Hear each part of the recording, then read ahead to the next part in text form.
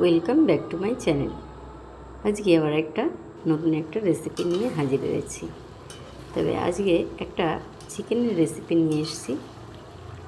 হয়তো কারো ভালো লাগতে পারে, কারো ভালো নাও লাগতে পারে, কেউ হয়তো নাক সিটকাতেই পারো। তবে আজকে যে রেসিপিটা দেখাচ্ছে এটা কিন্তু আমার খুব ভালো লাগে। এই যে চিকেন নিয়েছি, চিকেনের সঙ্গে চিকেনের স্কিনটা রয়েছে, এটা দোকান থেকে চিকেনের স্কিন সমেত নিয়ে এসেছি। আর এই যে এটা দেখতে পাচ্ছ, এটা একসঙ্গে অনেকটা স্কিন ছাড়িয়ে পরিষ্কার করে নেওয়া আছে। তো চলো আজকে দেখে নেওয়া যাক একদম তেল ছাড়া কীভাবে চিকেন রান্না করবে চিকেন স্কিন দিয়ে। এখানে পেঁয়াজ, রসুন, আদা, আর এইটা যেটা দেখতে পাচ্ছ এটা হচ্ছে চই, ভালো করে খুব সুন্দর করে ছাড়িয়ে নিয়েছি। আর হচ্ছে টমেটো। তো আদা আর রসুন মিক্সিতে দিয়ে তার সঙ্গে আরও অন্য মশলা দিয়ে একটা মিহি পেস্ট করব। নিয়েছি শুকনো লঙ্কা, কাঁচা লঙ্কা, জিরের গুঁড়ো,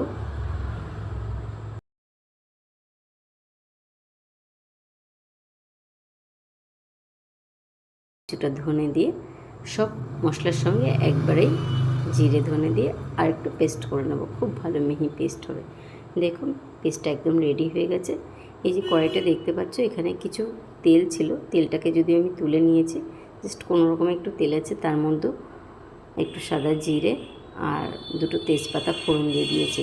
কারণ এটাই একদমই আমি তেল ব্যবহার করছি না, এই কারণে যেহেতু স্কিনটা থেকে প্রচুর তেল বের হবে, যার জন্য একদমই তেল দিচ্ছি না। তো পেঁয়াজটাকে কিছুক্ষণ নাড়াচাড়া করে টমেটো দিয়ে দিলাম। তো টমেটো দেওয়ার পরে আমি দিয়ে দিচ্ছি চিকেনটা, তারপরে দিয়ে দিচ্ছি চিকেন স্কিনটা। তো এইবারে বেটে রাখা যে মশলা ছিল সেই মশলাটাকেও একবারে দিয়ে দিচ্ছি। দিয়ে দেবো পরিমাণ মতন লবণ, পরিমাণ মতন হলুদ। এইবারে ভালো করে নেড়ে চেড়ে নিতে হবে।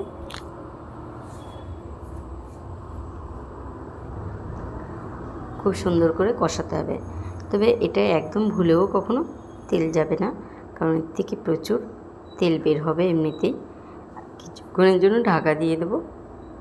কিছুক্ষণ বাদে আবার ফিরে এসছি, দেখো ঢাকনাটা খুলে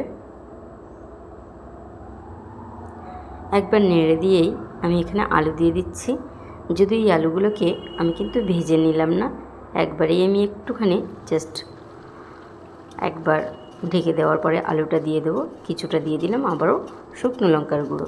তো এখানে অবশ্যই আমি ঝালটা বেশি ব্যবহার করছি, প্রথমত আমি একটু ঝাল খাই। আর এখানে নিয়ে নিচ্ছি ধনে, জিরে আর কিছু গোটা গরম মশলা শুকনো খোলায় ভেজে নিলাম। তারপরে বাটিতে একটু উষ্ণ গরম জল বসিয়ে দেবো।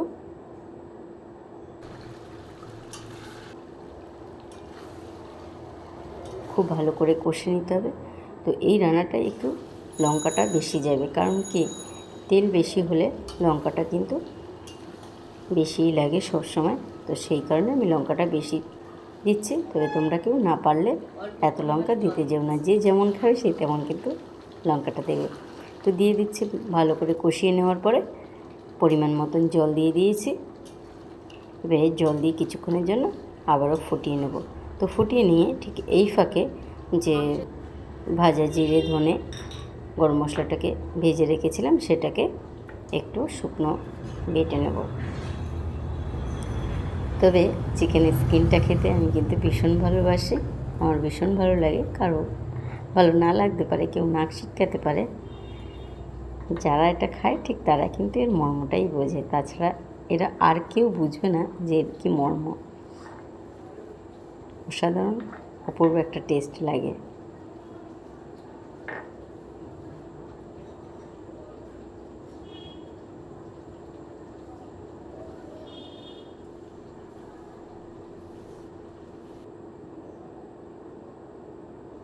ততক্ষণে ঝোলটা অনেকটা টেনেও গেছে।